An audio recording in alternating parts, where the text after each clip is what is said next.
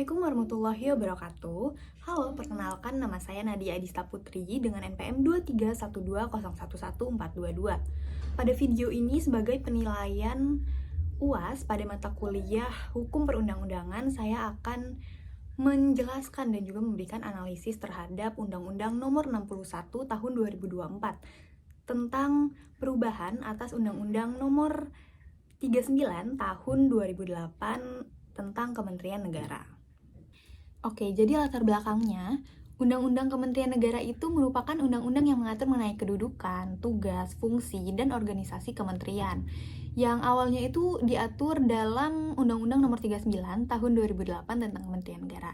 Namun, terakhir itu sudah diubah dalam Undang-Undang Nomor 61 Tahun 2024 yang disahkannya itu pada tanggal 15 Oktober 2024. Nah, di mana dalam perubahannya itu mengubah beberapa ketentuan ya, seperti terkait fleksibilitas pembentukan dan pembubaran kementerian sesuai dengan kebutuhan presiden, terus tentang penghapusan batas jumlah menteri, kemudian tentang penegasan hubungan fungsional antar lembaga pemerintahan, dan tujuan penataan kementerian negara serta peningkatan efisiensi pemerintahan.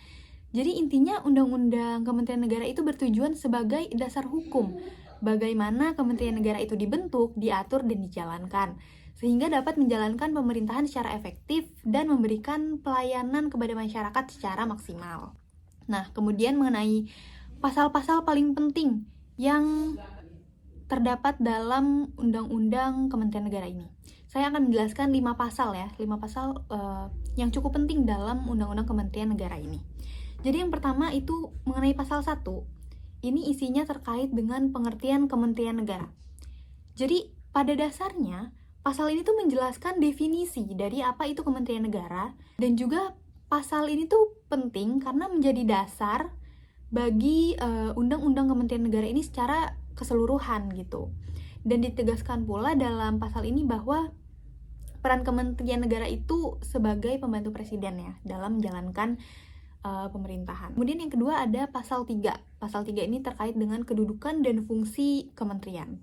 Nah, pasal ini tuh penting karena menegaskan bahwa kementerian itu berada dan bertanggung jawab secara langsung kepada presiden.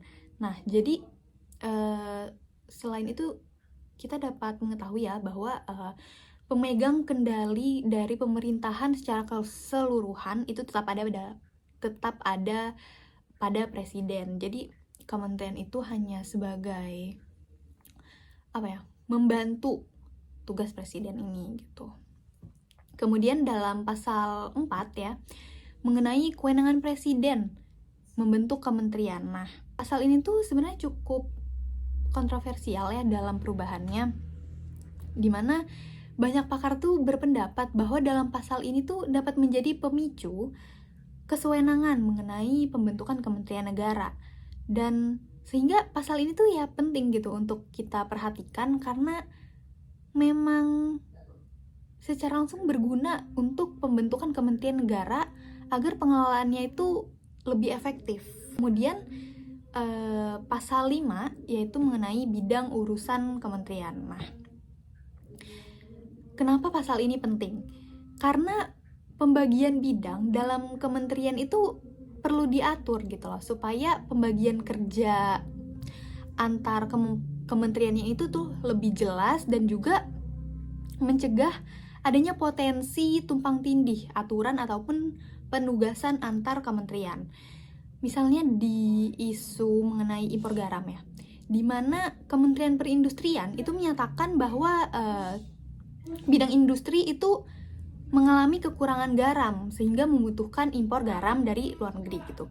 Sedangkan di Kementerian Perdagangan justru itu menahan atau membatasi izin impor dengan alasan melindungi petani garam lokal. Memang keduanya itu mempunyai kepentingannya masing-masing, namun dapat kita lihat terjadi tumpang tindih di contoh aturan ini gitu. Sehingga untuk mengurangi terjadinya perbedaan dan tumpang tindih ini tuh memang perlu diatur secara jelas mengenai kewenangan masing-masing Kementerian Negara. Kemudian selanjutnya itu dari pasal 15 mengenai jumlah kementerian ya. pasal ini tuh juga cukup menjadi sorotan karena berkaitan dengan jumlah kementerian dan juga berkaitan langsung dengan penggunaan anggaran negara ya, dimana semakin besar jumlah kementerian negara, maka akan semakin besar pula anggaran yang dikeluarkan untuk pengelolaannya. Sehingga pasal ini tuh penting untuk diperhatikan dan diatur lebih lanjut karena bertujuan dengan pembentukan jumlah kementerian yang tidak berlebihan dan tetap efisien sesuai dengan kebutuhan pemerintahan gitu ya. Jadi secara anggaran negara pun tidak membuang-buang uang gitu loh, tidak membuang-buang anggaran negara. Jadi anggaran negaranya ini tuh bisa digunakan secara lebih efektif gitu. Kemudian saya akan menjelaskan terkait relevansi Undang-Undang Kementerian Negara bagi masyarakat. Jadi memang Undang-Undang Kementerian Negara ini tuh mengatur secara teknis ya mengenai Kementerian Negara. Tapi perlu kita perhatikan juga bahwa peran Kementerian Negara ini tuh memiliki dampak yang besar bagi kehidupan masyarakat. Di mana Kementerian Negara itu terdiri dari berbagai bidang yang mengatur berbagai aspek dalam pemerintahan dan juga kehidupan masyarakat. Nah, semua bidang kementerian itu berperan penting bagi masyarakat. Contohnya akan saya jabarkan sebagai berikut. Yang pertama itu berpengaruh langsung pada pelayanan publik.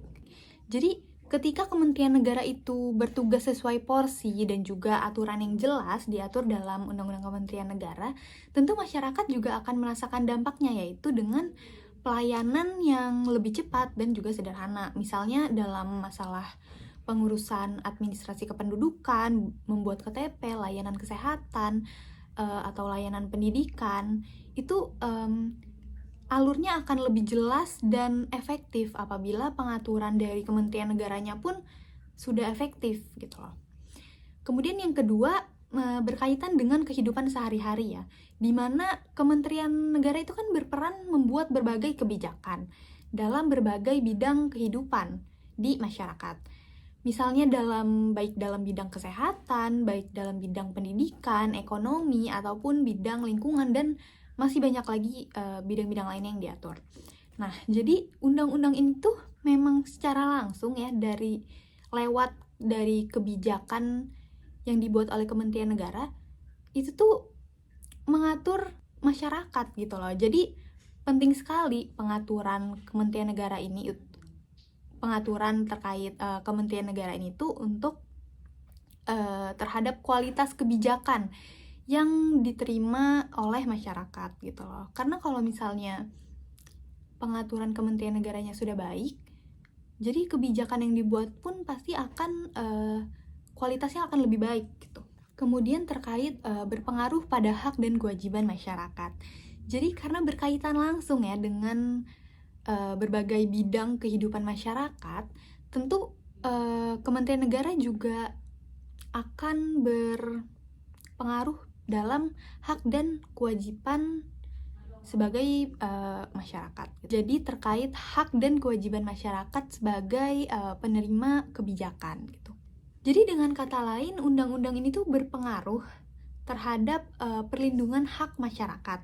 Misalnya itu terkait dengan hak sebagai penerima bansos atau terkait perizinan usaha dan ya masih banyak hal lainnya. Kemudian terkait kewajiban masyarakat, itu masyarakat sebagai pelaksana aturan yang dibuat oleh Kementerian Negara. Contohnya misalnya mengenai pembayaran pajak. Jadi ya masyarakat dengan kewajiban yang membayar pajak, yaitu dengan aturan besaran pajak ataupun aturan bagaimana pembayaran pajak segala macam. Kemudian terkait dampak bagi ekonomi dan lapangan kerja, di mana Kementerian Negara itu mengatur berbagai bidang ya, termasuk terkait izin usaha, UMKM, investasi, impor-ekspor, dan lain-lainnya. Di mana hal-hal tersebut itu berkaitan langsung dengan bertambah atau berkurangnya lapangan pekerjaan serta naik turunnya harga barang ya. Jadi mengenai kestabilan harga barang yang ada di masyarakat. Kemudian yang kelima, mengenai menentukan penggunaan anggaran negara. Jadi dalam setiap kegiatannya, Kementerian Negara itu kan menggunakan anggaran negara yang asalnya itu dari pajak rakyat. Nah, Dengan Undang-Undang Kementerian Negara ini yang mengatur pembentukan dan jumlah kementerian negara serta juga ruang lingkupnya akan sangat berpengaruh terhadap penggunaan anggaran negara yang akan digunakan, serta hal ini tuh berdampak atau berkaitan dengan naiknya pembayaran pajak oleh masyarakat. Dimana kalau pengaturannya tidak jelas dan misalnya jumlah kementerian ini tanpa ada batasan jadi sebanyak-banyaknya, anggaran pun akan semakin naik dan pajak juga bisa semakin naik gitu. Jadi memang perlu diatur agar penggunaan anggaran pun untuk kementerian negara ini lebih efektif. Kemudian saya juga akan menjelaskan terkait apa saja yang perlu diperbaiki dari Undang-Undang Kementerian Negara. Di sini saya akan menjelaskan 3 poin yang menurut saya perlu diperbaiki dari undang-undang ini. Yang pertama itu dalam pasal 15 terkait dengan kewenangan presiden membentuk kementerian. Jadi terkait presiden bisa membentuk kementerian sesuai dengan kebutuhan pemerintahannya. Nah, menurut saya mengenai pasal ini itu perlu diperhatikan ya, karena adanya kelonggaran, karena tidak adanya batasan yang jelas, itu bisa berpotensi menimbulkan celah kepentingan politik dalam membentuk kementerian negara. Dan juga tidak adanya ukuran kebutuhan bagi masyarakat itu bisa menyebabkan pembentukan kementerian ini tuh tidak efektif gitu loh. Jadi bisa saja kementerian yang tidak dibutuhkan itu dibentuk gitu loh, padahal tidak dibutuhkan bagi masyarakat. Jadi ya memang perlu dibuat aturan yang jelas terkait dengan pembatasan kewenangan presiden tersebut. Kemudian yang kedua tentang pasal 15 juga, tapi tentang jumlah kementerian, di mana jadi mengenai jumlah kementerian itu berpotensi menimbulkan bertambahnya kementerian negara tanpa batasan, yang dimana hal ini tuh bisa berdampak bagi beban anggaran negara yang berasal dari pajak masyarakat. Nah, semakin banyak jumlah kementerian negara yang dibentuk, maka semakin tinggi pula anggaran yang akan dikeluarkan. Yang di sisi lain, belum tentu kementerian negara yang dibentuk ini tuh efektif dalam penugasannya. Sehingga menurut saya perlu diperbaiki terkait aturan tersebut, mungkin terkait jumlah maksimalnya ataupun batasannya secara tegas. Kemudian selanjutnya tentang pasal 5 mengenai bidang urusan kementerian. Jadi mengenai kementerian ini menangani urusan pemerintahan tertentu. Nah, dalam pasal ini itu disebutkan memang apa saja pengelompokannya dan apa saja sih tugas-tugas tertentu itu. Namun menurut saya seharusnya bisa ditambahkan lagi mengenai bagaimana koordinasi terkait urusan pemerintahan yang saling berkaitan sehingga tidak terjadi konflik tumpang tindih antara kewenangan antar kementerian gitu. Sehingga dalam pengelolaannya juga kementerian bisa lebih efektif dalam menjalankan pemerintahan gitu. Baik, jadi itulah pembahasan mengenai Undang-Undang Nomor 61 Tahun 2024 tentang perubahan atas Undang-Undang Nomor 39 Tahun 2008 tentang Kementerian Negara yang dapat saya sampaikan. Mohon maaf apabila ada kesalahan kata. Semoga video ini bermanfaat dan dapat dimengerti oleh kita semua. Wassalamualaikum warahmatullahi wabarakatuh.